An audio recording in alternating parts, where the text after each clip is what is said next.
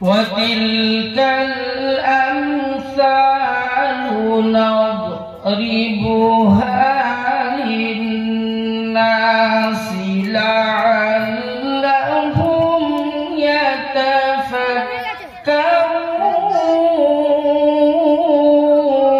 يتفكرون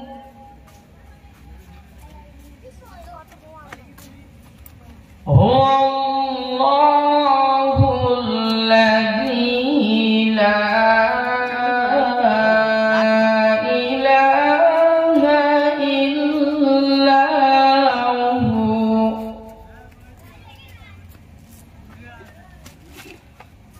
عالم الغيب والشهادة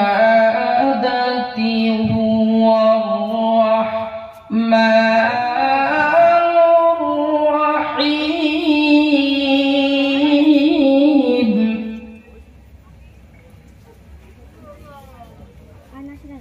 هو الله الذي لا إله إلا هو الملك القدوس السلام المؤمن المهيمن العزيز الجبار المتكبر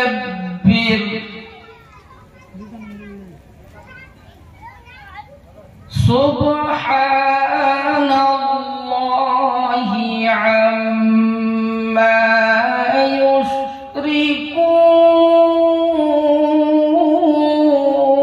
يشركون هو الله الخالق البارئ المصور له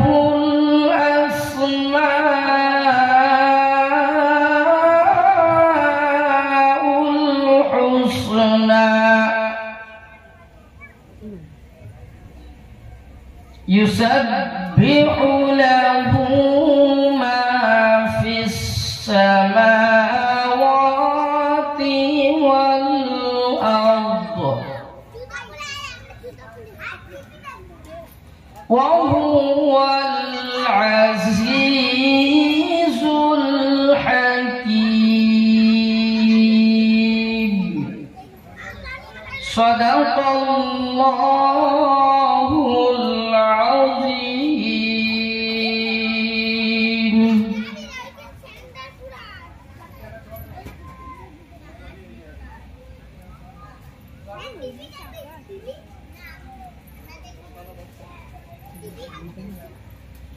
তাজু পাড়ার বুকে গড়ে উঠেছো হিলফুল ফুজুল তোমার নাম কল্যাণের শপথ নিয়েছো তুমি এটাই তোমার কাম তাজু পাড়ার বুকে গড়ে উঠেছো হিলফুল ফুজুল তোমার নাম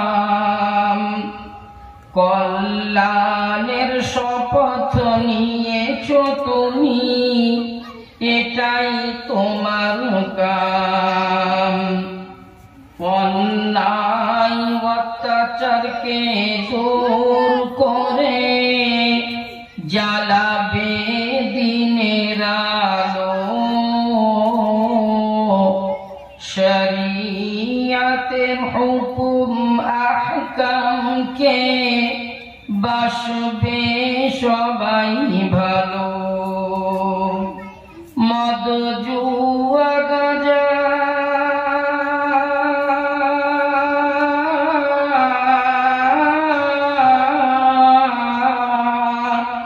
মদ জুয়া গাঁজা গুটখা নেশা ছেড়ে দেবে সকলে পাঁচ ওয়াক্তের নামাজে মসজিদে আসবে ছেলেরা দলে দলে। তাজু পাড়ার বুকে গড়ে উঠেছ হিলফুল ফুজুল তোমার নাম। কল্যাণের শপথ নিয়েছ তুমি, এটাই তোমার কাম। মোবাইলের অপব্যবহার থেকে বাঁচবে ছেলে মেয়ে, লুডোর আড্ডা থেকে থাকবে গো দূরে। মোবাইলের অপব্যবহার থেকে বাঁচবে ছেলে মেয়ে, লুডোর আড্ডা থেকে থাকবে গো দূরে। ফ্রি ফায়ার পাবজি গেমের গুনাহ থেকে বাঁচবে, বিধর্মীদের মতো চুল কাটা ছেড়ে দেবে। রাস্তার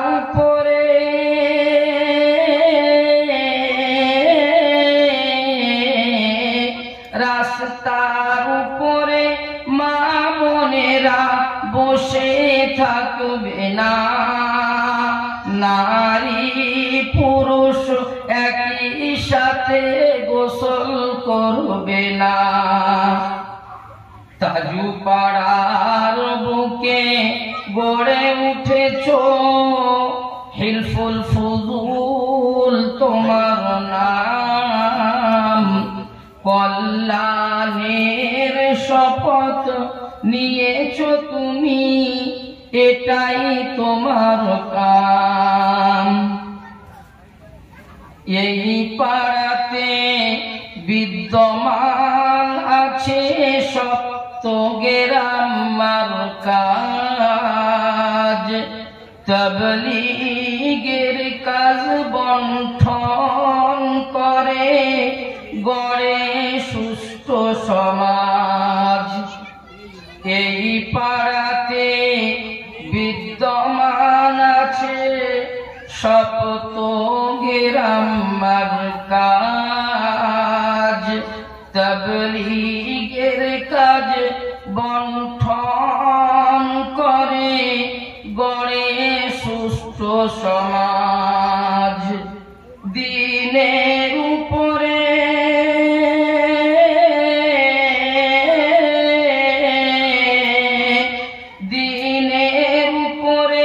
চলে যেন সকল নারী পুরুষ, হারাম হালাল বেঁচে চলে হয় যেন মানুষ।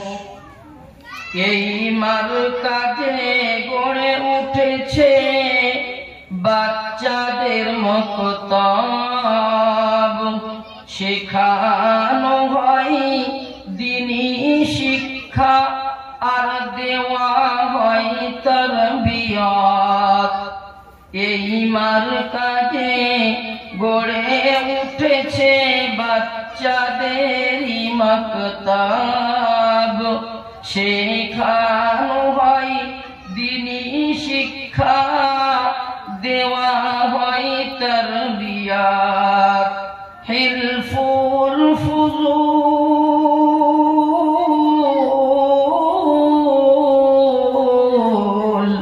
হিলফুল ফুজুল দিনিয়াত মুনাজ্জাম মক্তব যার নাম।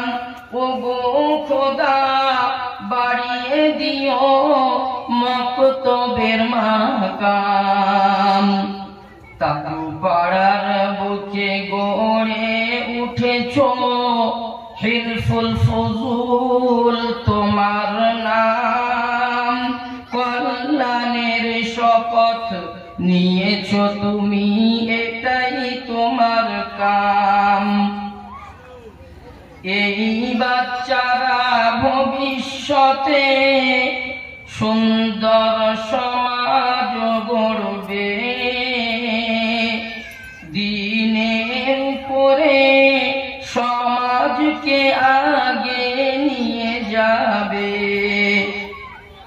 এই বাচ্চারা ভবিষ্যতে সুন্দর সমাজ গড়বে, দিনের উপরে সমাজকে আগে নিয়ে যাবে।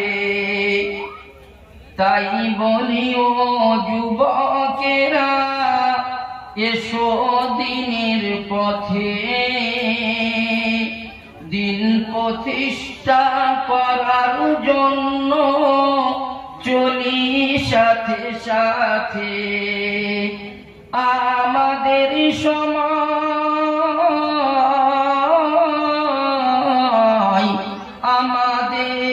সময় কাটবে বেশি মসজিদের মাঝে, তাহলে কিয়ামতে থাকবো মোরা আরশের নিচে। তাজু পাড়ার বুকে গড়ে উঠেছো হিলফুল ফুজুল তোমার নাম, কল্যাণের শপথ নিয়েছো তুমি, এটাই তোমার কাম। দোয়া করি মাহমুদুল হাসান ও গো রহমান, দুনিয়া ও আখিরাতে দিও মোদের যোগ্য সম্মান।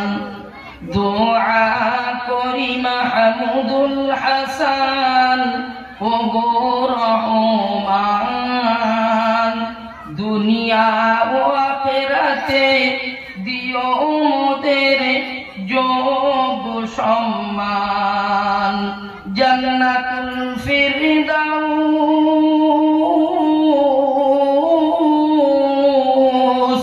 জান্নাতুল ফিরদাউস করে দিও আসল ঠিকানা। আমাদের সবার তোমার কাছে ইহাই কামনা। তাজু পাড়ার বুকে গড়ে উঠেছো হিলফুল ফুজুল তোমার নাম, কল্যাণের শপথ নিয়েছো তুমি, এটাই তোমার কাম।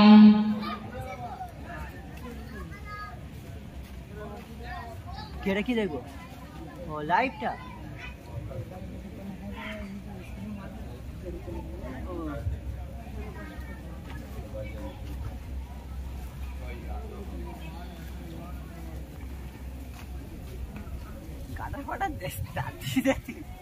আমরা আমাদের হ্যান্ডবিলে যে সমস্ত বক্তাদের নাম দেখেছি,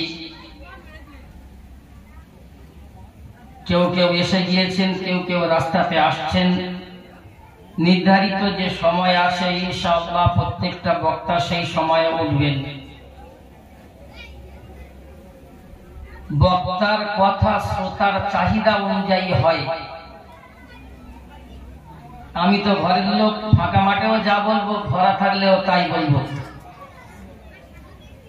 কিন্তু সাধারণত যারা বক্তা তারা সামনে লক্ষ্য করেন যে আমার শ্রোতার চাহিদা কি আছে।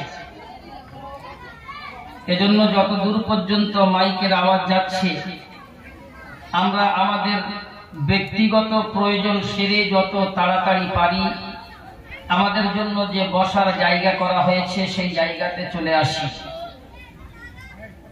যারা সামনে বসে আছি, কোন দুঃখে বলেন সামনের জায়গাগুলো ছেড়ে দিয়ে পিছনে বসেছেন?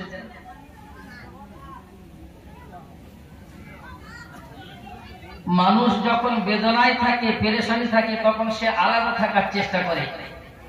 কেউ তাকে যখন বোঝানোর চেষ্টা করে, বলে আরে আমাকে একটু কি কর, আলাদা থাকতে দিই।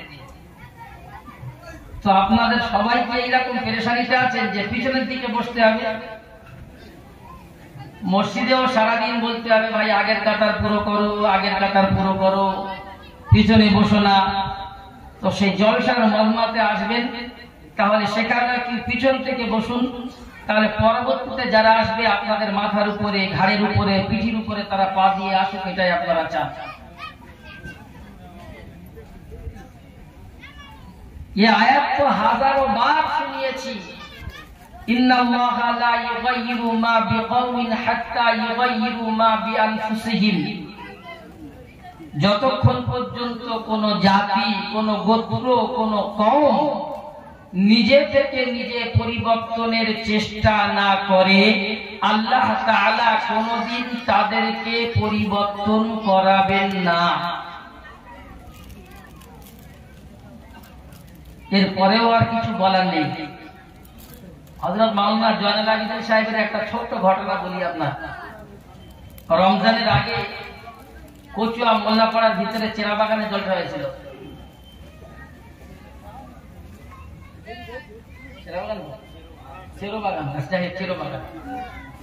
তো ওনার আগে আমার কথা ছিল, মাঝখানে একটা ঢালাই রাস্তা আছে, রাস্তার উপরে কিছু লোক বসেছিল। তো তাদের বলছি, ভাই আমার সময় যা হয়েছে, অন্তত প্রধান বক্তা যখন এসছে, তো আপনারা কমপক্ষে রাস্তা টপকিয়ে পারে যে খালি জায়গায় এটা বসে যান। কেউ ওঠেনি। উনি বক্তৃতা শুরু করে বলছে, মোল সাহেব কিচ্ছু মাথায় এনে বলে দেখবে, বলে উনি এখন শুরু করেছেন, তাদের উদাহরণ দিচ্ছেন যে যখন কোনো মায়ের পেটে বাচ্চা থাকে, তো বাচ্চা যদি সহজে ভূমিষ্ঠ না কি করতে হয় না হয়, তাহলে তার কি করতে হয়, সিজার করতে হয়। বলে ডাইরেক্ট বলতেন, বলছে এ সমস্ত মালগুলো সিজার করা মাল, ওদের ওরকম বললে হবে না। তারপরেও মানুষের আমার নাক কান কাটা ওপার থেকে এপারে আসে। আমি তো কথাটা সহজ ভাবে বললাম, উনি এমন ভাবে বলেছেন, ওই কথাটা আমি বললে একটু লোক আমার গাল দেবে, কিন্তু তারপরেও যারা নাক কান কাটা তাদের তো কিছু লাগবে না। এ তো কোরআন বলেছে, লাহুম কুলুবুল লা ইয়াফকাহুনা বিহা ওয়া লাহুম আ'ইনুন লা ইবসিরুনা বিহা ওয়া লাহুম আযানুন লা ইয়াসমাউনা বিহা উলাইকা কাল আনআমি বাল হুম আযাল উলাইকা হুমুল গাফিলুন। যাদের অন্তর আছে তারা বোঝার চেষ্টা করে না, যাদের চোখ আছে তারা চোখ দিয়ে সঠিক জিনিস দেখার চেষ্টা করে না, যাদের কান আছে তারপরে তারা কান দিয়ে ভালো জিনিস শোনে না। আল্লাহ বলেন উলাইকা কাল আনআম, তারা হলো চতুষ্পদ জন্তু, বাল হুম আযাল, বরং তার থেকে আরো নিকৃষ্ট। কোরআনের আয়াত, উলাইকা হুমুল গাফিলুন, তারা হলো গাফিল। আমাদের অবস্থা ঠিক এমনই হয়ে গিয়েছে। রমজানে এত আলোচনা করলাম চুল কাটা নিয়ে, দীঘায় যাওয়া নিয়ে, ইত্যাদি ইত্যাদি। আমি ঈদের দিন বেরিয়ে গিয়েছি, পরে এসে শুনছি বলছে আপনার মসজিদের মোড় থেকে 7টা বাস ছেড়েছে মাত্র। সবাই যে আমাদের মসজিদের লোক ছিল এমন নয়, বিভিন্ন এলাকার লোক ছিল। মাত্র কটা বাস ছেড়েছে? 7টা। বলে এ দুঃখ কোথায় রাখি? একটা রমজানের শুধু বেড়াতে যাওয়া নিয়ে আলোচনা করলাম যে কে কত বেড়াতে যাবে, চলুন কুল সিরু ফিল আরদি ফানজুরু। আরে আপনি ভ্রমণ করুন, কোরআন হুকুম দিয়েছে। চলেন যাই মিশর থেকে ঘুরে আসি। আল্লাহ তাআলা মিশরের যে ফেরাউনকে কিয়ামত পর্যন্ত অক্ষত অবস্থায় রেখেছেন, তার দিকে ইবরত নিতে বলেছেন, চলেন ঘুরে আসি। সমস্ত জায়গায় বেড়াতে যান, সেখানে আপনি আল্লাহর হুকুম পুরো করুন, গুনাহ থেকে বেঁচে থাকুন, এটাও আপনার সওয়াবের মধ্যে গণ্য হবে। কিন্তু কি দুঃখের কথা বলি, গিয়ে হাফ প্যান্ট পরে, মদ খেয়ে, মাতলামি করে আর নদীতে নেমে যা করছে, শয়তান বলছে একদম পুরো একটা মাসে যারা রোজা করেছে, যারা করেনি, সব পাপগুলো মোচন করে চলে এসছে। আবার শুধু গোনা করেনি, সেগুলো আবার কি করেছে, ফেসবুকে, হোয়াটসঅ্যাপে পুরো ছেড়ে দেখাচ্ছে, দেখো আমরা পারি, মাতলামি করতে পারি, দেখে নাও তোমরা। গোনা তো করেছে, আবার গোনাগুলো কি করেছে, প্রকাশও করছে। বহু গোনা এমন আছে বান্দা দুনিয়ার জীবনে করেছে, আল্লাহ তাআলা সেগুলো লুকিয়ে রেখেছেন। কাল কিয়ামতের দিনে আল্লাহ তাআলা বান্দার কানে কানে ডাকবেন, ডাকার পরে কাছে ডেকে তার কানে কানে বলবেন, আরে তুই তো ওই সময় ওই গুনাহটা করেছিলি। বলছে, হ্যাঁ আল্লাহ, সেদিন না বলার কোনো জায়গা থাকবে না। আল্লাহ বলবেন, তোর যদি গুনাহটা দুনিয়ার লোকের সামনে বলতাম, আপনাদের কথা ছেড়ে দিয়ে আমার কথাই ধরি, যদি আমার এমন কোনো গুনাহ যে গুনাহটা মানুষের কাছে প্রকাশ পায়, ও যে পেশাব করে পানি নেয় না, সেও বলবে ওই ইমাম সাহেব থেকে নামাজ পড়বো, ইমাম সাহেব ওই করেছে, অথচ সে কি করে না, পেশাব করে পানিও নেয় না। আল্লাহ সেদিন বলবেন, বান্দা তোর ওই গুনাহটা দুনিয়ার জীবনে লুকিয়ে রেখেছিলাম, আজকের ও তোর গুনাহটা লোকেদের সামনে বেইজ্জতি হওয়া থেকে বাঁচিয়ে নিলাম। বলি সুবহানাল্লাহ। কিন্তু বান্দা যখন গুনাহ করে, আল্লাহ সেই গুনাহটা লুকিয়ে রাখার চেষ্টা করেন, বান্দা যখন সেটা প্রকাশ করে দেয়, আল্লাহ ফেরেশতা তাদের উপরে লানত করতে থাকেন। গত পরপর 3 দিনে আপনারা দেখলেন, একদিন রাত 12:30টার পরে পার্লামেন্টে কি হলো, লোকসভাতে ভোটাভুটি হলো দীর্ঘ 12 ঘন্টা 13 ঘন্টা ধরে। তারপরে ভোটাভুটি হলো, ভোটের দিক থেকে ওয়াকফ বিরোধী বিল তারা যেটা পেশ করেছে, কানুন তৈরি করেছে, সেটাকে তারা কি করলো, সংখ্যা গরিষ্ঠতার জোরে তারা জিতে গেল। তারপরের দিন অর্থাৎ গত পরশুদিন রাত্রে লোকসভার পরে রাজ্যসভার বিলটা পাস হওয়া দরকার। 3টে স্তর বিলটা আইন হিসাবে গণ্য হবে। প্রথম লোকসভা, নাম্বার 2 রাজ্যসভা, আর 3য় নম্বর হলো রাষ্ট্রপতির সই। তো সেখানে কি হলো, সারাদিন বাহাস মুবাহাসা চললো, তর্ক বিতর্ক চললো, সব কিছু চললো। রাত 2:40 ভোটের ফয়সালা আবার জানানো হলো, কারণ সেখানে বিরোধীরা অনেকটা কম, সংখ্যা গুরু আর সংখ্যা লঘু দুটোর জায়গা, সেখানেও ভোটাভুটি করে বিলের বিরোধী যারা তারাও হেরে গেল। এরপরে মুসলিম পার্সোনাল ল বোর্ড রাষ্ট্রপতির কাছে সময় চাইল, আমরা আপনার সাথে বসতে চাই, এই ব্যাপারে আলোচনা করতে চাই, বিস্তারিত আমরা আলোচনা করব।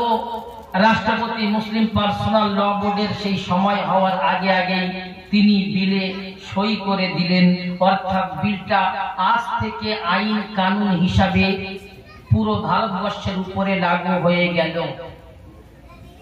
অর্থাৎ মুসলিম পার্সোনাল ল বোর্ড বলে কোনো কিছু থাকবে না, ওয়াকফের কোনো সম্পত্তি কিছু থাকবে না।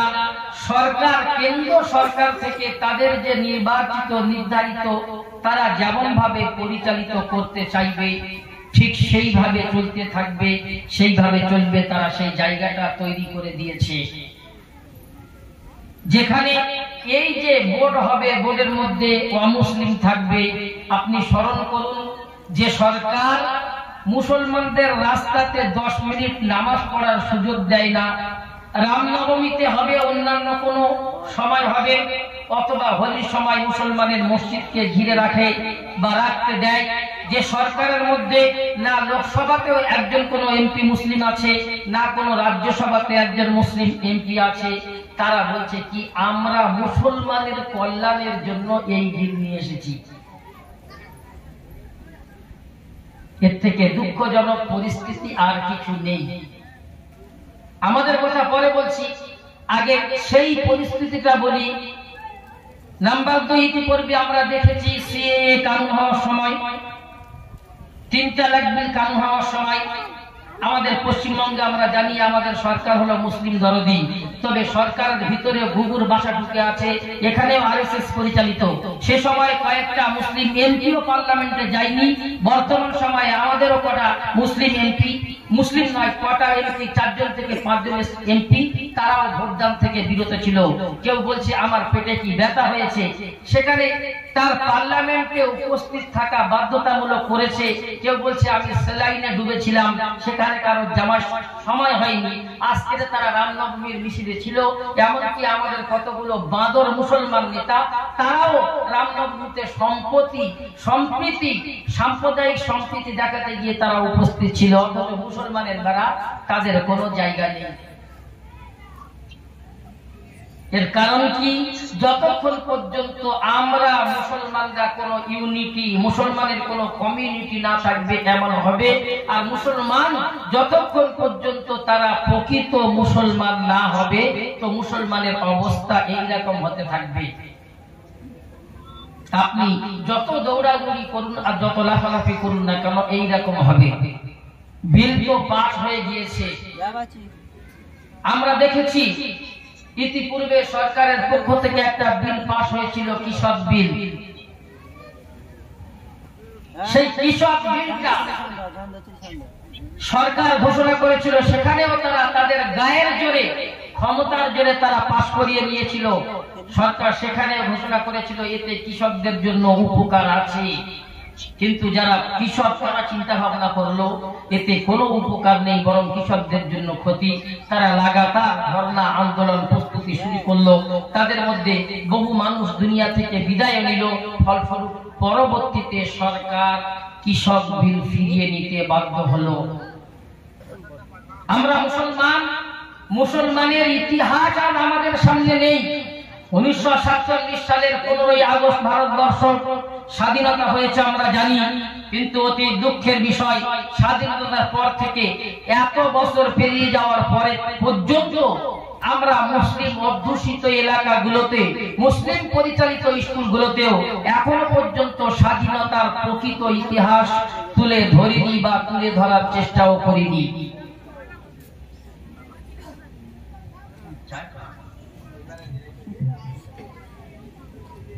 আমাদের স্কুলগুলোতে স্বাধীনতার সময় তাদের পরিপূর্ণ পতাকা ছবি দিয়ে তাতে মাল্যদান করা হয়, সবকিছু করা হয়, কিন্তু স্বাধীনতার জন্য প্রকৃত যাদের ত্যাগ, প্রকৃত কুরবানি, সেই জায়গাটা আমরা ভুলে গেছি।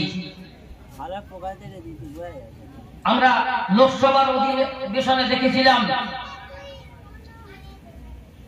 কংগ্রেসের একজন এমপি তরুণ গগৈয়ের পুত্র গৌরব গগৈ, তিনি মুসলমানের প্রকৃত প্রত্যেকটা ইতিহাস ধরে ধরে ধরে ধরে তিনি সেখানে শুনিয়েছিলেন।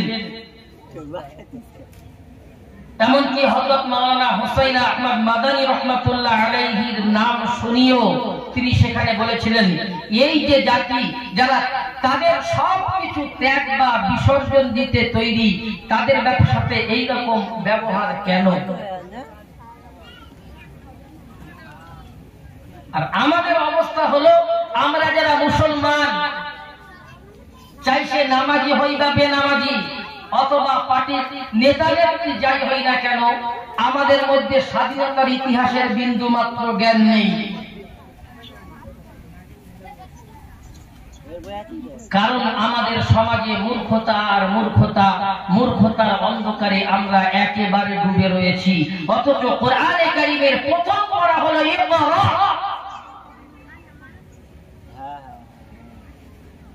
হে নবী আপনি পড়ুন। আর সেই পড়া থেকে আমি আপনি পিছিয়ে গিয়েছি। এই পড়া থেকে পিছিয়ে যাওয়ার কারণে আমাদের এই রকম দুরবস্থা।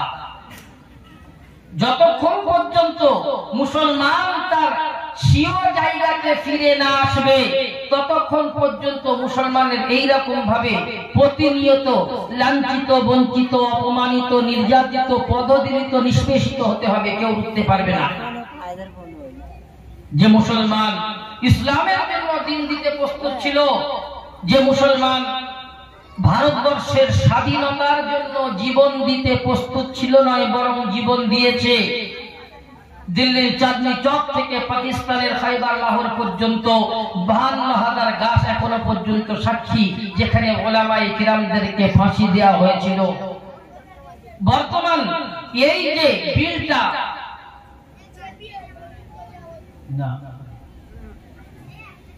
সরকারের পক্ষ থেকে যেটা পাস হয়েছে, যদি আমরা এর বিরুদ্ধে প্রতিনিয়ত আন্দোলনে সোচ্চার না হই, নিজেদের জীবনকে বাজি না রাখি, তাহলে আজকের যে এই মজলিস কায়েম করেছি, এই মজলিস হতে দেবে না। আপনি কোরআন শুনবেন, কোথায় কোরআন শুনবেন? কালকে এসে বলবে মসজিদের আযান বন্ধ করো, যেটা আমরা অন্যান্য রাজ্যে দেখতে পাচ্ছি।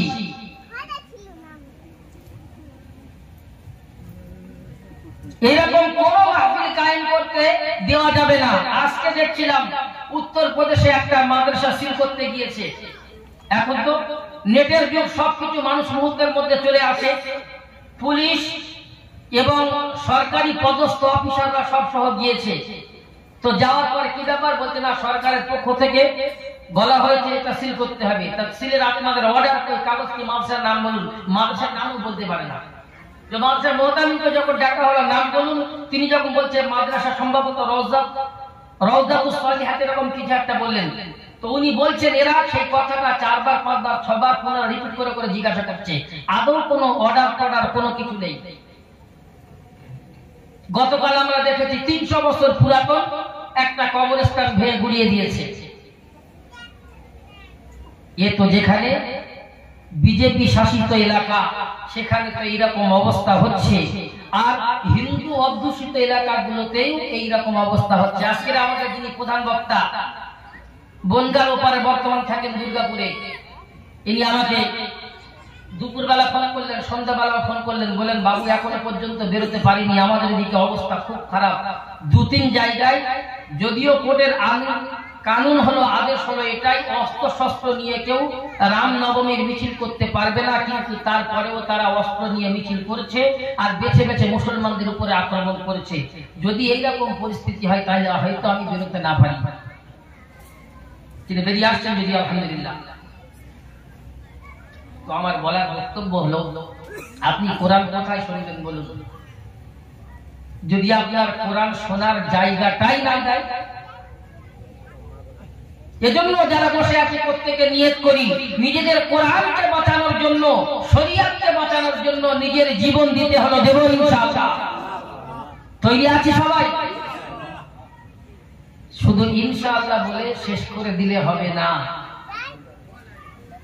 বর্তমান যদি এই বিলটা আমরা এর বিরুদ্ধে আন্দোলনের মাধ্যমে জীবন দিয়ে হলেও যদি আমরা একেবারে ডাস্টবিনে না ফেলে দিতে পারি, যেমন ভাবে আসাদুদ্দিন ওয়েসি সাহেব বিলটা ছেড়ে দিয়েছেন, ছেড়ে তো তিনি হাতে দিয়েছেন কিন্তু সরকারের খাতায় থেকে হয়নি।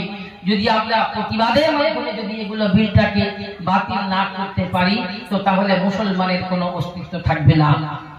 এজন্য কে ডাকবো এখন আর দেখার কোনো জায়গা নেই। আমাদের সর্বদিক থেকে কি করতে হবে, সেখানে আমাদের যোগদান করতে হবে।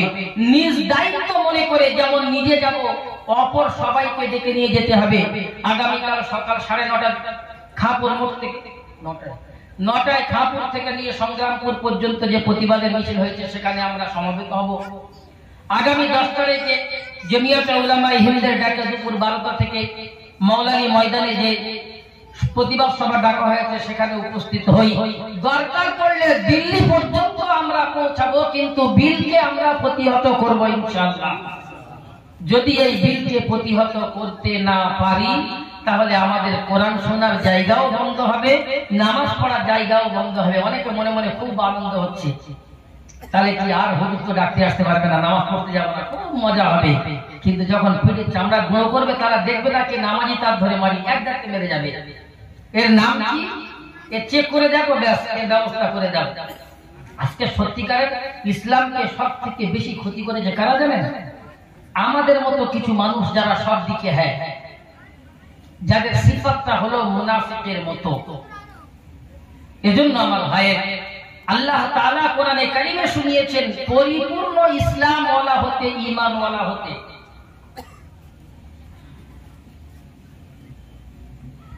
যদি আমরা পরিপূর্ণ ইসলাম ওয়ালা, ঈমান ওয়ালা, কামিল ঈমান ওয়ালা হতে পারি তাহলে দুনিয়া ও আখিরাত উভয় জায়গা আমরা সফল কাম হব। বক্তৃতা শুরুতে আমি খুতবাও পড়িনি, এটা আসল প্রয়োজন মনে করেছি আমি। বক্তা তার নির্ধারিত সময় 10:45 আসবেন, 9:20 হয়ে গিয়েছে, আমার হাতে আর 25 মিনিট সময় আছে। যদি খুতবা পড়ি সময়টাও শেষ, কিন্তু বর্তমান পরিস্থিতি অনুযায়ী যদি আমরা ঝাঁপিয়ে না পড়তে পারি তো তাহলে আমাদের এই সমস্ত প্রোগ্রামের জায়গাগুলো বন্ধ করে দিতে হবে। আমাদের মসজিদে 10টা মাইক লাগানো আছে, আর আমাদের এদিকে সব মসজিদে রেশারেশি হয় যে কার মসজিদে কত দূর পর্যন্ত আওয়াজ যেতে পারে। কিছু জিনিস আমি জোর করে করি না, না করার কারণ হলো শরীয়তের পরিষ্কার হুকুম হলো কোন মুসলমানকে কষ্ট দেওয়া হারাম। যেমন রমজান মাসে আমাদের মসজিদগুলোতে সেহরির সময় কি হয় বলেন তো, 1 ঘন্টা 1.5 ঘন্টা আগে থেকে মাইক বাজিয়ে চলেই যাচ্ছে 15 মিনিট আছে 20 মিনিট আছে তখনও পর্যন্ত মাইক বাজছে। আচ্ছা বলেন, বর্তমানে এই উন্নতির যুগে প্রায় সবার হাতে মোবাইল আছে, আমি তো মনে করি এই সময় মাইক তো একেবারে না বাজানো দরকার সেহরির সময়। যদি আপনি প্রকৃত মুসলমান হন তো তাহলে আপনার জন্য মাইকের আওয়াজে ঘুম ভাঙবে কেন? আপনি মোবাইলে অ্যালার্ম দিন। বেড়াতে যাবেন, ভোর 4টের সময় বাস ছাড়বে, রাত 2টো থেকে বসে থাকবেন। কলকাতায় যাবেন, 3:30 ট্রেন, 3টের সময় চলে যাবেন, আর একটা মাস ফজরের সময় আপনি অ্যালার্ম দেবেন, এটা হতে পারে না। এজন্য আমরা কি করি, 40-50 মিনিট আগে একবার ডেকে দিই, বাকি সময় মানুষ তাহাজ্জুদে নামাজ পড়ে মুয়াজ্জিন বলে দিয়েছে হেঁকে দেবে 10 মিনিট বাকি আছে, 5 মিনিট বাকি আছে, সময় শেষ। মানে শরীর আমাদের বসে থাকা হয় না, ইচ্ছা করে হাসি হাসি।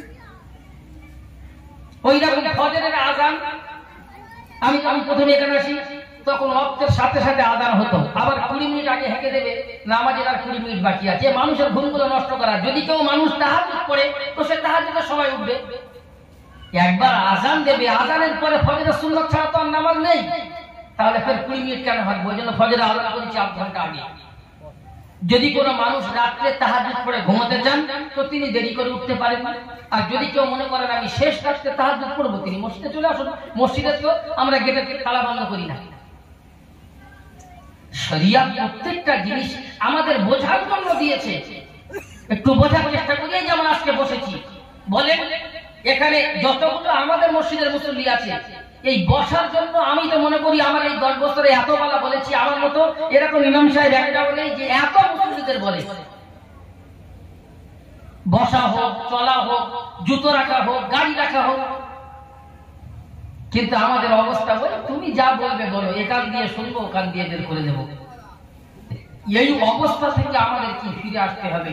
মুসলমান যদি সে জায়গায় না ঠিক থাকে তো সর্ব অবস্থা এরকম হবে। বলেন না, এই একটার পর একটা কিভাবে বিল পাস হচ্ছে। এরপরে হবে ভারতবর্ষ হলো হিন্দু রাষ্ট্র বা হিন্দু রাজ্য, এখানে মুসলমানের কোনো কর্মকাণ্ড চলবে না। গত শুক্রবারে উত্তরপ্রদেশে যারা হাতে কালো কাপড় বেঁধে প্রতিবাদের জন্য লেগেছিল, সরকার থেকে সেখানে তাদের উপরে জরিমানা হয়ে গিয়েছে। বর্তমান যোগী ঘোষণা করেছে যারা এই বিরুদ্ধে প্রতিবাদ করবে প্রত্যেকের 2 লক্ষ টাকা পর্যন্ত ফাইন দেওয়া হবে। তাই ফাইন তার উপরে চাপবে। কিসের জন্য? যারা প্রতিবাদ করবে, প্রতিবাদ করার জন্য। ঈদের আগে ঘোষণা করেছিল যারা ঈদের নামাজ রাস্তাতে পড়বে, খোলা জায়গায় পড়বে, তারা যদি সরকারি কোনো পদে থাকে তাদের সবকিছু বাতিল করা হবে, আধার কার্ড, লাইসেন্স সবকিছু বাতিল করা হবে। এজন্য আমার ভাইরা এখন সময় আছে, আসুন ফিরে আসি। কোরআন শুনিয়েছে, ইয়া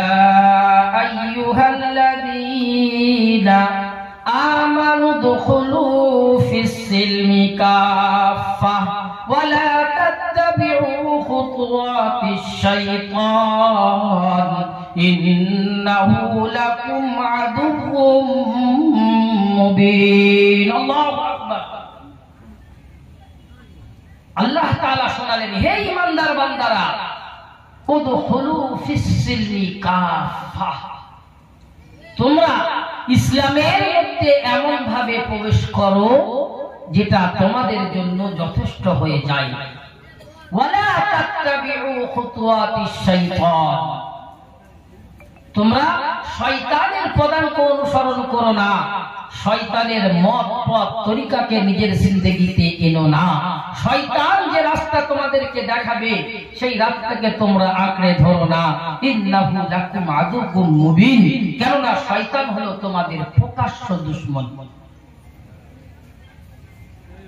অথবা তোমরা এমন মানুষের মতো হবে না, ওয়া মিনান নাসি মান ইয়াকুলু আমান্না বিল্লাহি ওয়া বিল ইয়াউমিল আখিরি ওয়া মা হুম বিমুমিনিন ইউখাদিউনা আল্লাহা ওয়াল্লাযীনা আমানু ওয়া মা ইয়াখদাউনা ইল্লা আনফুসাহুম ওয়া মা ইয়াশউরুন ওয়া মিনান নাসি মান ইয়াকুল, মানুষের মধ্যে এমন কিছু মানুষ আছে যারা বলে আমান্না বিল্লাহি, আমরা তো আল্লাহ তাআলার প্রতি ঈমান এনেছি, ওয়া বিল ইয়াউমিল আখিরি, আর আমরা আখিরাতের দিনের উপরে ঈমান রেখেছি, ওয়া মা হুম বিমুমিনিন,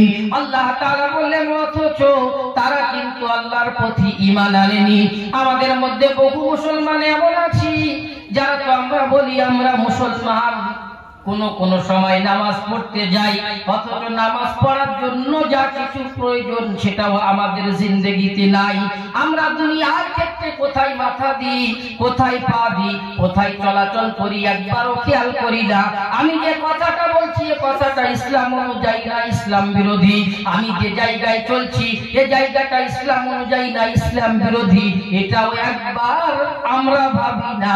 যখন আমাদের কাছে কেউ দিনের দাওয়াত দিতে আসে আমরা তাদেরকে বিভিন্ন অজুহাতে কাটিয়ে দিই, তাদের থেকে দূরে যাওয়ার চেষ্টা করলি। সকালে আসলে বলে দুপুরে যাব, দুপুরে এলে বলি আসরে যাব, আসরে আসলে বলি মাগরিবের পরে, মাগরিবে আসলে বলি এশার পরে, এশাতে আসলে বলি ফজরে যাব, অথচ আমরা তাদের কাছে যেতে চাই না। আমরা মনে করি আমরা তো তাবলীগ ওয়ালাদেরকে, আমরা তো ইমাম সাহেবদেরকে, আমরা তো দিনদারকে ধোঁকা দিচ্ছি, আমরা তাদেরকে ধোঁকা দিয়ে তাড়িয়ে দিচ্ছি। আল্লাহ তাআলা এই সিফাত শোনালেন তো তাদের জন্য, ইউখাদিউনা আল্লাহ ওয়াল্লাযীনা আমানু, তারা সেদিন বলতো আমরা ধোঁকা দিচ্ছি আল্লাহ তাআলার এবং ঈমানওয়ালাদের। আল্লাহ বললেন ও বান্দা তোরা শুনে রাখ, ওয়া মা ইয়াখদাউনা ইল্লা আনফুসাহুম ওয়া মা ইয়াশউরুন, তোরা কাদের ধোঁকা দিতে পারিস না, তোরা তো নিজেরা নিজেদেরকে ধোঁকা দিচ্ছিস, অথচ তোরা কিন্তু বুঝতে পারিস না। আমার সোনার চাঁদ ভাইয়েরা, আল্লাহওয়ালা বন্ধুরা, আজকে আমরা যারা মনে করছি আমরা তো এদেরকে ধোঁকা দিচ্ছি, আমরা তো দুনিয়ার সাথে তাল মিলিয়ে চলছি, সবকিছু করছি, আমরাই প্রকৃত কামিয়াব। কাল কিয়ামতের ময়দানে সেদিন আফসোস করবে, সেদিন আফসোস করলে কিন্তু কোনো আর জায়গা থাকবে না। কারণ রাসূল শুনিয়ে দিয়েছেন মান তাশাব্বাহা বিকওমিন ফাহুয়া মিনহুম, যে ব্যক্তি যাদের সাদৃশ্য অবলম্বন করবে তার সাথে তার হাসর হবে। আজকে দুনিয়ার জীবনে নামাজীদের ভালো লাগে না, টুপি আমাদের ভালো লাগে না, দাড়ি আমাদের ভালো লাগে না, সুন্নতি চুল সুন্নতি পোশাক আমাদের ভালো লাগে না। আমি চুল কাটবো কোন হিরো হিরোইনকে লক্ষ্য করে, আমি মাথায় টুপিকে উড়িয়ে দেব, শরীরে পাঞ্জাবি পায়জামাকে উড়িয়ে দেব, আমার পোশাক পরিচ্ছদ বিধর্মীদের হবে। আমাদের বাড়ির মেয়েদেরকে যত ফুলে আমরা চালিত করব, আমরা মনে করব আমরা মডার্ন, আল্ট্রা মডার্ন, বিজ্ঞানের চরম সভ্যতার যুগে আমরা উন্নতির পথে চলছি। আল্লাহ রাসূল সাল্লাল্লাহু আলাইহি ওয়াসাল্লাম শোনালেন, ও বান্দারে তুই দুনিয়ার জীবনে যা কিছু করিস না কেন শুনে নে, যাদেরকে তুই আইডল মানবি, যাদেরকে তুই অনুসরণ করবি, অনুকরণ করবি, কাল কিয়ামতের দিনে তার সাথে তার মিলিয়ে দেব, তার সাথে তোর হাসর করে দেব, আর তুই তার সাথে উঠবি। সেদিন যারা আমাকে মানবে তারা তো তোর সামনে হাসতে হাসতে জান্নাতে চলে যাবে। তুই তার ভাই হবি, বোন হবি, আত্মীয় স্বজন হবি, পাড়া প্রতিবেশী হবি, কিন্তু তুই জান্নাতে যেতে পারবি না, কারণ তোর আইডল আমি রাসূলুল্লাহ সাল্লাল্লাহু আলাইহি ওয়াসাল্লাম ছিলাম না। আজ দেখুন পুরো আমাদের ঈদটা কেটেছে ঠিক এইভাবে। আল্লাহ বলছেন পরিপূর্ণ ঈমানওয়ালা হতে, আমরা সেই পরিপূর্ণ থেকে বেরিয়ে এসেছি, আর আমাদের আইডল বানিয়েছি তাদেরকে, চাই সে চুল কাটা হোক অথবা জামা কাপড় হোক কিংবা চলাফেরা হোক, সবকিছু। আজকের আমাদের ছেলেরা বছরে যতগুলো টুর্নামেন্ট খেলা অথবা পিকনিক কিংবা ফিস্টিতে খরচ করে, এরা যদি 2 বছর 3 বছর পয়সা জমায় অবশ্যই একটা করে উমরা করতে পারবে। উমরা যারা নিয়ে যাচ্ছে সব থেকে শ্রেষ্ঠ পরিষেবা যারা দিচ্ছে 1,05,000 টাকা। আর একটু কষ্ট করে থাকতে পারলে নরমালি 50-52,000, 55,000, 60,000 টাকা পর্যন্ত নিয়ে যাচ্ছে। এদেরকে একটু মক্কা থেকে, মদিনা থেকে, অর্থাৎ হারাম থেকে একটু দূরে হোটেলে রাখবে, পরিষেবাটা একটু দুর্বল। একটা করে বছরে এরা যা ফিস্টি করে আর পিকনিক করে, 2 বছরের পয়সা রাখলে এক একজন উমরা যেতে পারে। আপনি বেড়াতে চলুন, এমন জায়গা সেটা যে আপনার বলে বোঝানো যাবে না যে সেখানে গেলে আপনি কি জায়গা পাবেন। যারা গিয়েছেন, যারা বুড়ো বয়সে গিয়েছেন, তারা আফসোস করছেন জন বয়সে কেন আসেনি। আমরা জনেরা মনে করছি এখন ভালো করে মজা মেরে নিই, বুড়ো বয়সে চিন্তা ভাবনা করবো। বুড়োদের জিজ্ঞাসা করে দেখুন যারা বুড়ো বয়সে হজ করেছে অথবা উমরা করেছে, আপনি সেই হেরা গুহায় যেখানে নবী পাক সাল্লাল্লাহু আলাইহি ওয়াসাল্লামের উপরে কোরআন অবতীর্ণ হয়েছে, ইকরা বিসমি রাব্বিকাল্লাযী খালাক, মন চাচ্ছে উঠি একবার গিয়ে দেখে আসি কিভাবে হযরতে খাদিজাতুল কুবরা রাদিয়াল্লাহু তাআলা আনহা বাড়ি থেকে খাদ্য নিয়ে রাসূলের কাছে দিয়ে আসতেন। হাজারো মন চাইলে বুড়ো বয়সে গেলেও কিছু করতে পারবেন না। হজের যতগুলো আহকাম আছে, জন মানুষদের প্রয়োজন। যারা জওয়ানিকে এই জায়গায় ব্যয় করছি সেখানে দেখি তো দুনিয়ার যাদেরকে আইডল মেনে নিয়েছি, অনুকরণ অনুসরণ করছি, তাদের সাথে আমাদের হাসর হবে। আল্লাহ তাআলা ওই মুনাফিকদের কি করেছিলেন? ফি কুলুবিহিম মারাদুন ফাযাদাহুমুল্লাহু মারাদা ওয়া লাহুম আযাবুন আলীম ওয়া লাহুম আযাবুন মুহিন। আল্লাহ রাব্বুল আলামিন বললেন আমি তাদের অন্তরে রোগ দিয়েছি, তারা এজন্য তো ইসলামের মজলিস তাদের ভালো লাগে না, শরীয়তের মজলিস তাদের ভালো লাগে না, দ্বীনের মজলিস তাদের ভালো লাগে না। আমি এই রোগকে তাদের আরো বাড়িয়ে দিয়েছি, তাদের জন্য শাস্তিদায়ক আযাব রয়েছে, তাদের জন্য অত্যন্ত কষ্টদায়ক আযাব রয়েছে। আজকের দিনে এই রকম মজলিস হওয়ার পরেও যারা আমরা এদিক ওদিকে আড্ডা মারছি, খেলা করছি, মোবাইলের মধ্যে লিপ্ত আছি, ভাবতে পারি তাদের সাথে আমাদের কোনো পার্থক্য নেই। আল্লাহ বললেন শয়তানের মাধ্যমে এদের অন্তরের মধ্যে আমি রোগ দিয়ে দিয়েছি, এরা তো কোনো ভালো মজলিসে যাবে না, এরা এখানে বসে বসে শুধু সমালোচনা করবে, কারোর গায়ে কাপড় থাকবে না, মাথায় কাপড় থাকবে না, কেউ তো নামাজ পড়বে না। জলসা মানে মেলা করতে হবে, জলসায় দোকান দিতে হবে, দোকান না দিলে তো জলসা দেওয়া যাবে না। আর আল্লাহ তাআলা বললেন কাল কিয়ামতের ময়দানে এদের জন্য উত্তম ধোলাইয়ের ব্যবস্থা আছে, ফেরেশতা কাউকে ছাড়বেন না। তাদের অন্তরে আল্লাহ তাআলা রোগ দিয়ে দিয়েছিলেন। আমাদের অবস্থাও ঠিক এই রকম। এখনো পর্যন্ত সময় আছে ফিরে আসি, এখনো পর্যন্ত সময় আছে ফিরে আসি, আল্লাহ তাআলার সাথে সম্পর্ক তৈরি করি। নবী পাক সাল্লাল্লাহু আলাইহি ওয়াসাল্লামের প্রত্যেকটা সুন্নাতকে নিজের জিন্দেগিতে নেওয়ার চেষ্টা করি। যখনই রাসূলের প্রত্যেকটা সুন্নাত জিন্দা করার চেষ্টা করব, আল্লাহ তাআলা দুনিয়ার জীবনেও আমাদের তাবে করে দেবেন। আমরা দেখেছি ইসলামের ইতিহাসে প্রত্যেকটা যুদ্ধ কি হয়েছে, মুসলমানের সংখ্যা কম ছিল, অথচ প্রত্যেক জায়গায় আল্লাহ তাআলা এনাদেরকে জয়লাভ করিয়েছিলেন। কেন? এনারা পরিপূর্ণ ঈমানওয়ালা ছিলেন, আল্লাহ তাআলার সাথে এনাদের সম্পর্ক পরিপূর্ণ ছিল। বাকি হুনাইনের যুদ্ধের ঘটনা আমরা জানি, যেখানে মুসলমানের সংখ্যা বেশি ছিল, এনাদের অস্ত্র শস্ত্র ছিল, কিন্তু এনারা মনে মনে করেছিলেন আজকে আমরা সংখ্যার জোরে জিতে যাব। আল্লাহ তাআলা সেখানে প্রথম অবস্থায় মুসলমানদেরকে পরাজিত করে দেখিয়ে দিয়েছেন। মুসলমানের করণীয় হবে সে সর্বক্ষেত্রে রাসূলুল্লাহ সাল্লাল্লাহু আলাইহি ওয়াসাল্লামের তাবেদারি করবে। কুল ইন কুনতুম তুহিব্বুনাল্লাহা ফাত্তাবিউনি ইউহিব্বুকুমুল্লাহু ওয়া ইয়াগফির লাকুম যুনুবাকুম আল্লাহু গফুরুর রহিম। কুল ইন কুনতুম তুহিব্বুনাল্লাহ, হে নবী আপনি বলে দিন যদি তোমরা আল্লাহকে ভালোবাসতে চাও, ফাত্তাবিউনি, আমি নবী আমার অনুসরণ করো, ইউহিব্বুকুমুল্লাহু ওয়া ইয়াগফির লাকুম যুনুবাকুম, আল্লাহ তাআলা তোমাদেরকে maaf করবে, ভালোবাসবেন এবং তোমাদের গুনাহগুলোকে maaf করবেন। আল্লাহু গফুরুর রহিম, আল্লাহ তাআলা তো বান্দাকে maaf করতে চান, আল্লাহ তাআলা বান্দার সাথে দয়ার মুআমালা দেখাতে চান। বান্দার গুনাহ যেমন আল্লাহর প্রতি হবে, আল্লাহর ফয়সালা ঠিক তেমন হবে। এই ঘটনা বহুবার শুনিয়েছি। কাল কিয়ামতের দিনে দুই ব্যক্তির ফয়সালা হবে জাহান্নামে যাওয়ার। একজন ব্যক্তি দৌড়ে দৌড়ে ছুটে ছুটে জাহান্নামের দিকে যেতে থাকবে। আল্লাহ তাকে কাছে ডাকবেন, ডাকার পরে বলবেন, ও বান্দা তুমি কি আমার ফয়সালা শুনেছো? সে বলবে, হ্যাঁ আল্লাহ আমি তো ফয়সালা শুনেছি। আল্লাহ বলবেন, কিসের ফয়সালা? বলবে, আল্লাহ জাহান্নামের ফয়সালা। আল্লাহ জিজ্ঞাসা করবেন, জাহান্নাম ভালো জায়গা না খারাপ জায়গা?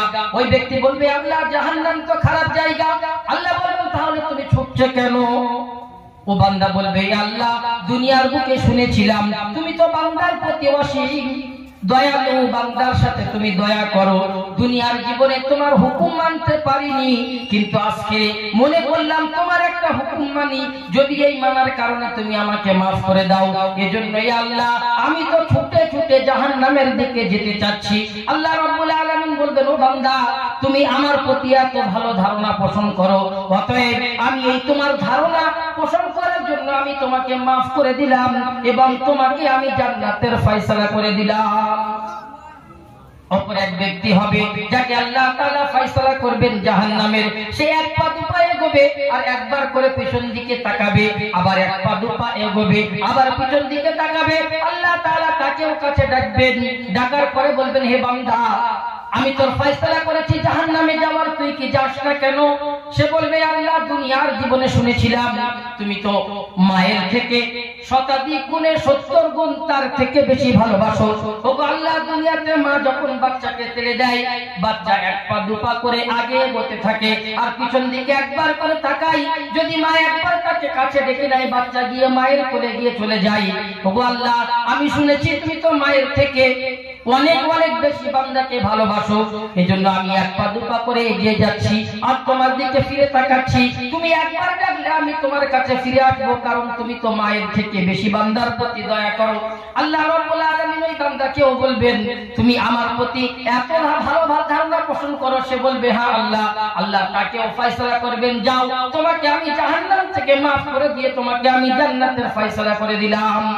এটা তো ওই সমস্ত বান্দার জন্য হবে যার সম্পর্ক আল্লাহ তাআলার সাথে যেমন হবে, আল্লাহর প্রতি যার ধারণা যেমন থাকবে। বান্দা যখন আল্লাহ তাআলার সাথে সম্পর্ক করতে যাবে, রাসূলুল্লাহ সাল্লাল্লাহু আলাইহি ওয়াসাল্লামের তরিকা তার জিন্দেগিতে আনতে হবে। কোরআন শুনিয়ে দেয়, মা আতাকুমুর রাসূলু ফাখুযুহু ওয়া মা নাহাকুম আনহু ফান্তাহু ওয়াত্তাকুল্লাহ ইন্নাল্লাহা শাদীদুল ইকাব। আমার রাসূল যেটা তোমাদেরকে দিয়েছেন, যেটা তোমাদেরকে করতে বলেছেন সেটাকে তোমরা আঁকড়ে ধরো, যেটা থেকে নিষেধ করেছেন সেটাকে ছেড়ে দাও। ওয়াত্তাকুল্লাহ, আল্লাহর দিকে ভয় করো। ইন্নাল্লাহা শাদীদুল ইকাব, কেননা আল্লাহ তাআলার আযাব অত্যন্ত ভয়ঙ্কর। যেটা রাসূল করতে বলেছেন সেটা করো, যেটা ছাড়তে বলেছেন সেটাই ছাড়ো। আজকে আমাদের জন্ম থেকে নিয়ে মৃত্যু পর্যন্ত প্রত্যেকটা এর বাইরে। জন্মের পরে রাসূল বললেন, কোন বুজুর্গ আলিম ওলামাদের দিয়ে খেজুর কিংবা কোন মিষ্টি জাতীয় কিছু চিবিয়ে তার ঠোঁটে লাগিয়ে দাও, তার ডান কানে আজান দাও, বাম কানে ইকামত দাও। জন্মের 7ম দিনে অথবা 14 দিনে অথবা 21 দিনে তার মাথাকে নাড়া করে দিয়ে মাথার চুল পরিমাণ সাদকা দাও, তার মাথাতে জাফরান লাগিয়ে দাও, আর ওই বাচ্চার আকিকা করো, সুন্দর নাম দাও। আকিকা করো মানে এটা কোন জায়গায় বলেননি, আকিকার নামে খানা করো, হাজার হাজার লোককে দাওয়াত করো।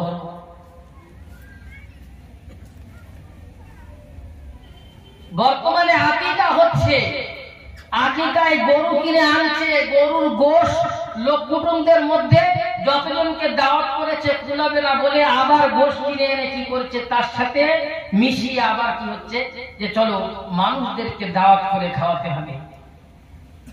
এটা রাসূলের তরিকা না। যখন আপনি গায়ের তরিকায় চলবেন আপনার অবস্থা ঠিক এমনই হবে।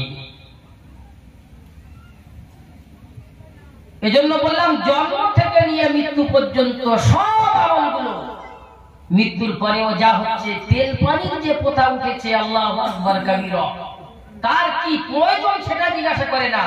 দোকানে গিয়ে বললে দোকানদার পুরো লিস্ট করে দেবে, এত তার বাড়ি কি বলে তেল জমে যাচ্ছে, মিছরি জমে যাচ্ছে, চিড়ে জমে যাচ্ছে, যে খাওয়ার লোক পাওয়া যায় না, 1 বছর ধরে শেষ হয় না। অথচ সেই সময় তার দরকার ছিল কিছু সহানুভূতি। হয়তো পেটে খাওয়া হয় না, কিন্তু বাড়িতে অন্তত 20, 30টা, 50টা, 60টা তেলের বোতল আছে।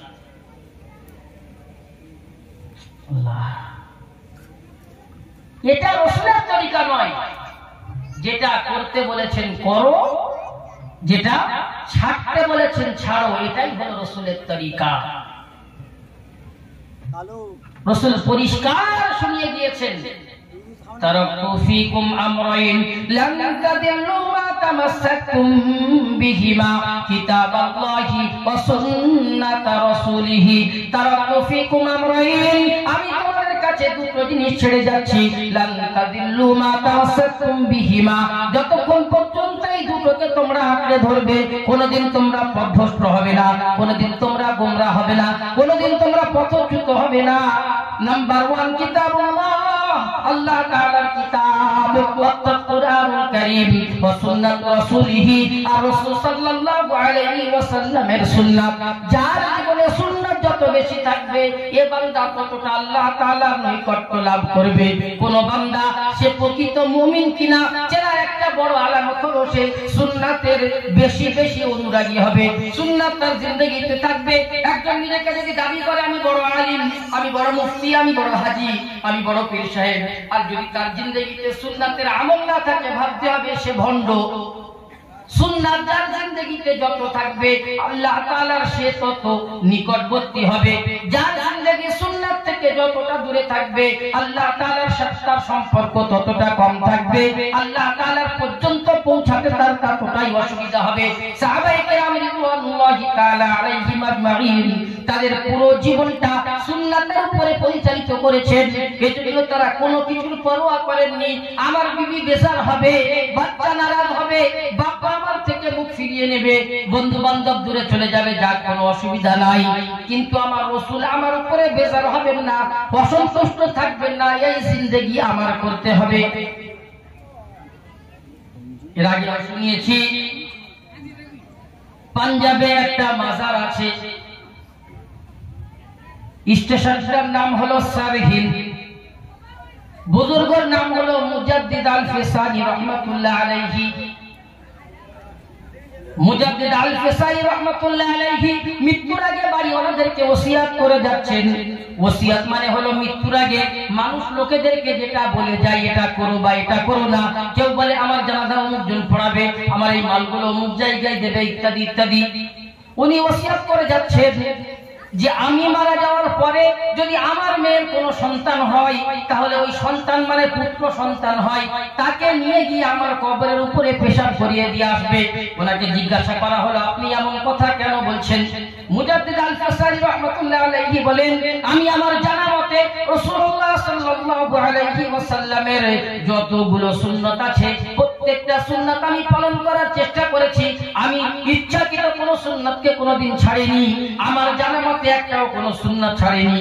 কিন্তু আল্লাহ রাসূল সাল্লাল্লাহু আলাইহি ওয়াসাল্লামের কলিজার টুকরা হযরত ফাতেমাতুজ জাহরা রাদিয়াল্লাহু তাআলা আনহার দুই সন্তান ছিল, যারা দুজন সৎপুত্র সন্তান ছিলেন, হযরত হাসান এবং হযরত হুসাইন রাদিয়াল্লাহু তাআলা আনহুমা।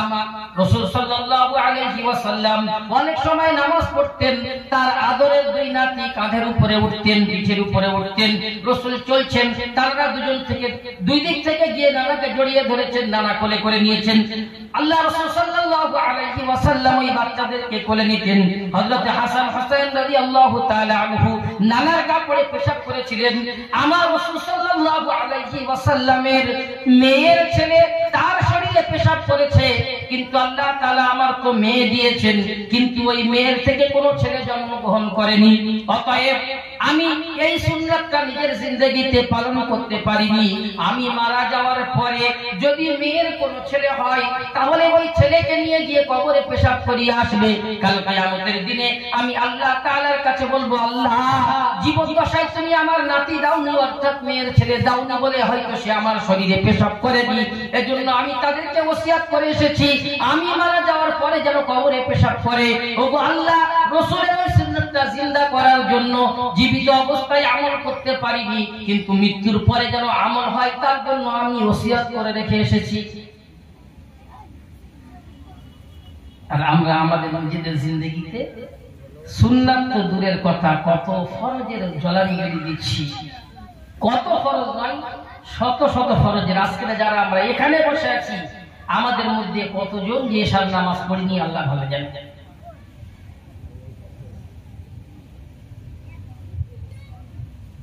যখন বান্দা সৎ কাজের আদেশ, অসৎ কাজের নিষেধ ছেড়ে দেবে, তাদের উপরে জালিম বাদশা নিযুক্ত করা হবে। সহিহ হাদিস। বলেন, সৎ কাজের আদেশ হয়তো একটু আধটু আছে, অসৎ কাজের নিষেধ কোনটা আছে? একটা খেলা মেলা হোক, সেখানে লোকের জায়গা হবে না। গত বৃহস্পতিবার পুরুতে একটা জলসা ছিল, এসব নামাজ পড়ে এখান থেকে বেরিয়েছি। তো যে জায়গায় জলসা হচ্ছে তার কিছুটা আগে ওই গ্রামের মধ্যে একটা খেলা হচ্ছে, সম্ভবত ধাপার বল খেলা ছিল। তো সেখানে পুরো মুসলমান, এত মানুষের ভিড়, আর বাজনা হচ্ছে, তার মাঝখানে কিছু কথাও একটা বলছে যে ওইটুকু রাস্তা, ঢালাই রাস্তা পার হয়ে যাব, এত হরেন দিতে বাধ্য হয়েছি। যেমন আমাদের মসজিদে কি হয়, কিছু মানুষ আছে যারা অবুঝ, তাদের এত বোঝানো হয়, তারপরেও তারা সাইকেল বাইক রাখার জায়গা থাকে না, রাস্তার উপরে রাখবে। আজকের মাগরিবের সময় হয়েছে, একটা বড় গাড়ি যাচ্ছে, সে শুধু হরেন হচ্ছে।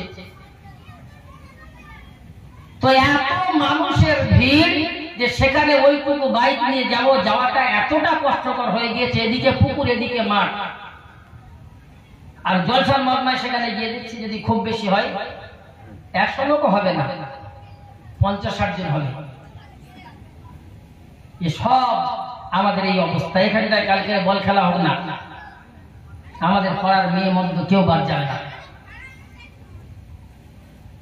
তো জীবন যদি সুন্নাতের উপরে চালিত না করতে পারি, আল্লাহ তাআলার সাথে যদি সম্পর্ক না করতে পারি, তো অমন অবস্থা হবে। এজন্য আমাদেরকে প্রত্যেকটা সুন্নাতকে জিন্দা করতে হবে। মান তামাসসাকা বিসুন্নতি ইউরিদা ফাসাদা উম্মতি ফালাহু আজরু শাহীদ আও ফালাহু আজরু মিয়াতি শাহীদ। আল্লাহ রাসূল সাল্লাল্লাহু আলাইহি ওয়াসাল্লাম শুনিয়েছেন যে উম্মতের বিভ্রান্তিকালে আমার একটা সুন্নাতকে প্রতিষ্ঠিত করবে, আল্লাহ তাআলা তার আমলনামাতে একটা শহীদের সমপরিমাণ সওয়াব দান করবেন। বলি সুবহানাল্লাহ। মিশকাত শরীফের হাদিসের মধ্যে এসেছে, আল্লাহ রাসূল সাল্লাল্লাহু আলাইহি ওয়াসাল্লাম বলেন, আল্লাহ তাআলা তার আমলনামাতে 100 শহীদের সমপরিমাণ সওয়াব দান করবেন। বলি সুবহানাল্লাহ। এজন্য সুন্নাতকে আমাদের বাঁচাতে হবে, সুন্নাতকে আঁকড়ে ধরতে হবে। নিজেদের মধ্যে কোন রকমের বিবাদের জায়গা নেই। দুনিয়ার ক্ষেত্রে কে কোন পার্টির মানুষ আমার দেখলে চলবে না। আমি আল্লাহ তাআলার বান্দা, রাসূলুল্লাহ সাল্লাল্লাহু আলাইহি ওয়াসাল্লামের উম্মত। ব্যক্তিগত কারোর সাথে কারোর আমার ভাব থাকতে পারে, কারোর সাথে কারোর আমার আড়ি থাকতে পারে, সেটা আমার লক্ষণীয় বিষয় নয়। আমার লক্ষণীয় হলো আমি মুহাম্মদুর রাসূলুল্লাহ সাল্লাল্লাহু আলাইহি ওয়াসাল্লামের উম্মত। ওয়াতাসিমু বিহাবলিল্লাহি জামিআন ওয়া লা তাফাররাকু। আল্লাহ তাআলার রশ্মিকে আমাকে মজবুত ভাবে আঁকড়ে ধরতে হবে। কোন রকমের দ্বিধা, কোন রকমের দ্বন্দ্ব, কোন রকমের ঝগড়া, কোন রকমের ফারাক বা পার্থক্য করলে চলবে না। আমি তাবলীগের লোক, উনি তাবলীগ করে না, উনি হিজবুল্লাহ, উনি ফুরফা, উনি আহলে হাদিস, উনি জামাত ইসলামী, ছেড়ে দিন। আমাদের কলমা হলো লা ইলাহা ইল্লাল্লাহ মুহাম্মাদুর রাসূলুল্লাহ সাল্লাল্লাহু আলাইহি ওয়াসাল্লাম। এই কলমার ছায়া তলে এসে একই প্ল্যাটফর্মের মধ্যে থেকে নিজেরা আল্লাহর হুকুমকে যেমন ভাবে নিজেদের জিন্দেগিতে বাস্তবায়ন করব, এই রকম ভাবে ইসলামের বিরুদ্ধাচরণ যারা করবে, যারা ইসলামের যতটা ক্ষতি করার চেষ্টা করবে, সবাই দলবদ্ধভাবে একসাথে মিলেমিশে তাদের বিরুদ্ধে আমাদেরকে প্রতিরোধ করতে হবে। এজন্য আমার ভাইয়েরা, এখনো সময় আছে, আসুন ফিরে আসি। আমাদের জিন্দেগি বাস্তবায়ন করতে হবে আল্লাহ তাআলার হুকুম, নবী পাক সাল্লাল্লাহু আলাইহি ওয়াসাল্লামের তরিকা অনুযায়ী। এটা হলো আল্লাহর সাথে বান্দার মুআমালা। বাকি দুনিয়ার জিন্দেগিতে প্রতিবাদ প্রতিরোধের জায়গাও করতে হবে। আমি গত জুমায়ও বলেছিলাম যে কাবা শরীফের ইমাম সম্ভবত 23টা রোজার দিনে তিনি লম্বা দোয়া করেছেন। দোয়া করার পরে ওই দিনেই তিনি পরবর্তীতে বয়ানে বলছেন, যদি কেবলমাত্র দোয়ার মাধ্যমে সবকিছু হয়ে যেত তো তাহলে রাসূলুল্লাহ সাল্লাল্লাহু আলাইহি ওয়াসাল্লাম জীবনে কোনোদিন যুদ্ধের ময়দানে যেতেন না। আমাদেরকে নিজের ঈমান ও আমালকে মজবুত করতে হবে। তার সাথে সাথে প্রতিবাদ প্রতিরোধের যে সমস্ত জায়গা, যে প্ল্যাটফর্ম আছে, যেভাবে আমাদেরকে দিক নির্দেশনা দেওয়া হয়, সেভাবে আমাদেরকে সেই পদ্ধতিতে নিজের ব্রেন চালিয়ে নিজে মাথা খাটিয়ে নয়, আমাদের যেমন দিক নির্দেশনা দেওয়া হবে সেই অনুযায়ী আমাদেরকে আগে বাড়তে হবে। যাই হোক, কথা আর বাড়াবো না। আমাদের এলাকার গর্ব, যেমন আব্বার গর্ব হয় ছেলের জন্য, ছেলে যদি একজন নামকরা কোন দিক থেকে হোক, আবার বাপমার জন্য মাথা হ্যাক করার কারণ হয়, সেটাও ছেলের জন্য। ছেলে যদি কোনো প্রতিষ্ঠিত বদনামের জায়গা তার থাকে, ওই রকম আমাদের এলাকারই সুসন্তান, আমাদের কুটিওয়ালাদের জন্য গর্ব যে আল্লাহ তাআলা আমাদের এখানে এমন একটা ব্যক্তিকে দিয়েছেন যিনি পশ্চিমবঙ্গ নয়, পশ্চিমবঙ্গের বাইরেও প্রতিষ্ঠিত। আল্লাহ তাআলা কোরআনে কারীম, বেশিরভাগ বক্তা কোরআন পড়তে গিয়ে পড়া সহিহ জায়গায় ভুলটাই বেশি হয়ে থাকে। আল্লাহ এই দিক থেকে তাকে অনেকটা আগে বাড়িয়ে দিয়েছেন সহিহ কোরআন তেলাওয়াতের দিক থেকে। মুফাসসিরে কোরআন আমাদের এলাকারই সুসন্তান, তিনি আমাদের সামনে উপস্থিত। কথা বাড়াতে চাই না।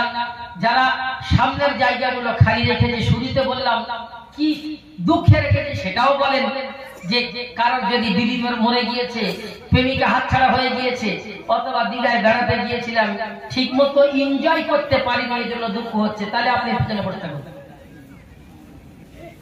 আর যদি মনে হয় যে না, এমন কোনো ব্যাপার নয়, দিনের মজলিসে এসেছি, দিনের কথা শুনতে হবে, তাহলে আগের জায়গাগুলো পুরা করুন। বাইরের মেহমানদের কথা শুনি। এর পরে আমাদের আজকের প্রধান বক্তা হযরত মাওলানা মনিরুজ্জামান সাহেব, তিনিও প্রায় সম্ভবত কাছাকাছি এসেছেন। তারপরে দ্বিতীয় জয়নুল আবেদিন সাহেব, মাওলানা আব্দুল মাতিন সাহেব, তিনিও আসছেন, বাইসে দিয়েছেন। এজন্য বক্তাদের যে সময় দেওয়া হয়তো সেই সময় অনুযায়ী তারা উঠবেন। আমার সময় ছিল 45-9 মিনিট বেড়ে গিয়েছে, যদিও একটু দেরিতে এসেছেন।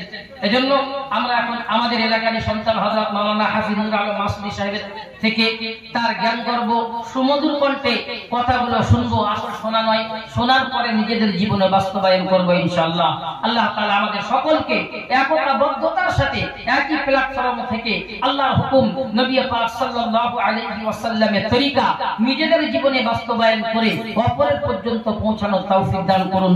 আমিন। ওয়া আখিরু দাওয়ানা আলহামদুলিল্লাহি রাব্বিল আলামিন।